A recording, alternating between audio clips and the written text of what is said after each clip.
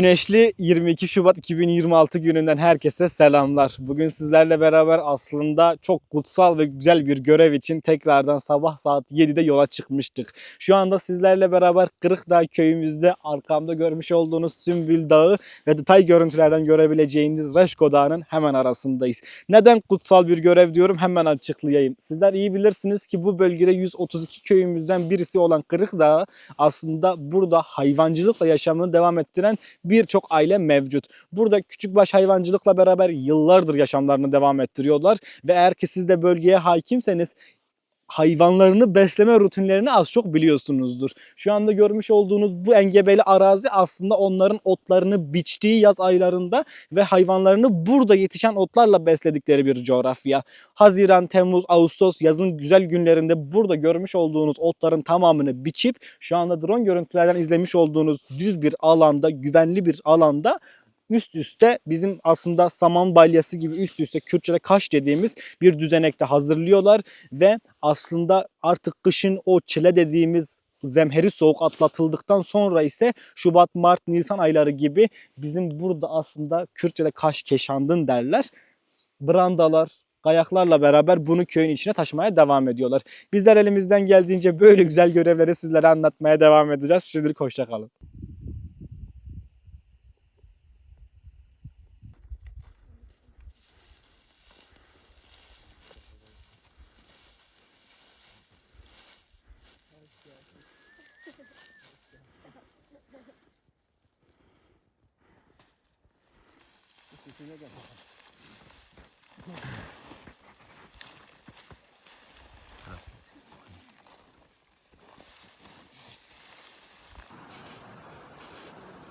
Ôi, sao lo không chơi của thằng chơi chơi.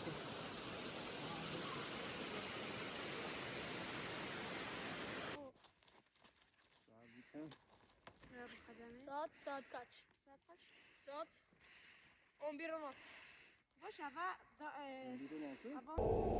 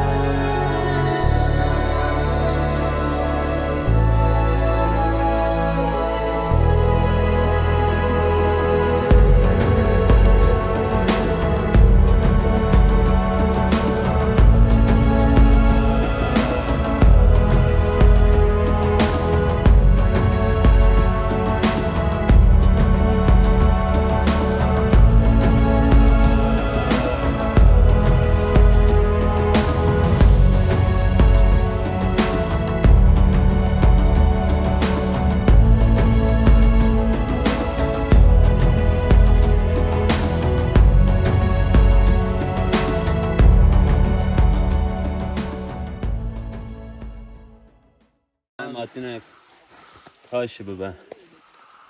Evet hadi. Fazla mema abi giya. Evet hadi ne giya.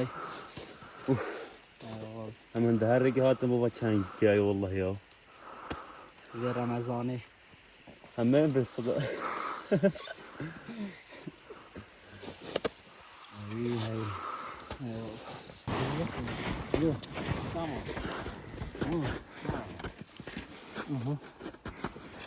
İşte, abi beyne ve çelome, havalete.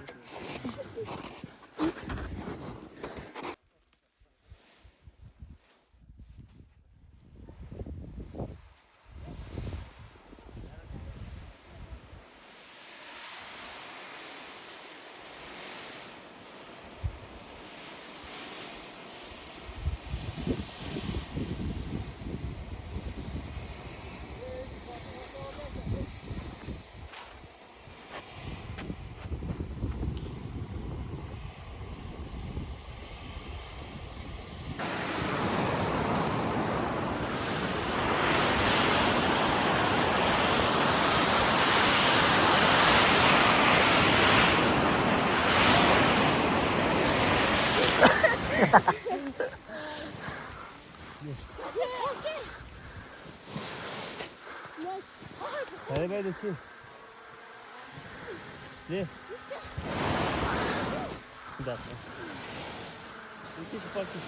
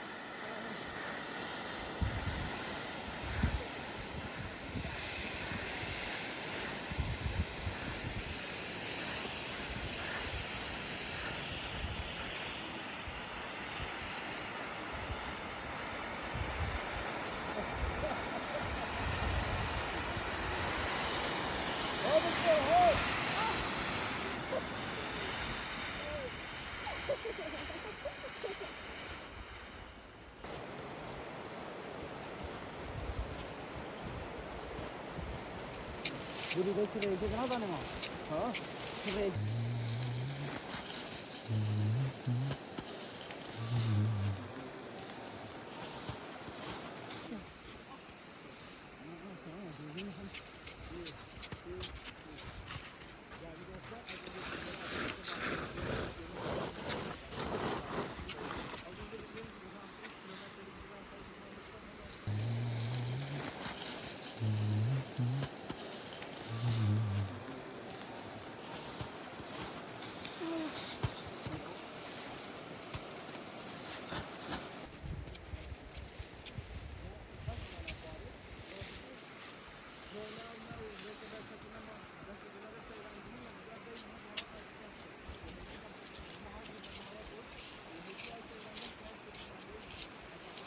Değerli dostlar, az önce sizlere açılışta bahsettiğim videonun devamıyla beraber sizlerin karşısındayız. Az önce dediğim gibi rampa 3 kilometrelik bir rampayı tırmandıktan hemen sonra yaklaşık 5 adet saman balyasını aşağıya getirme serüvenimizde orada başlamıştık.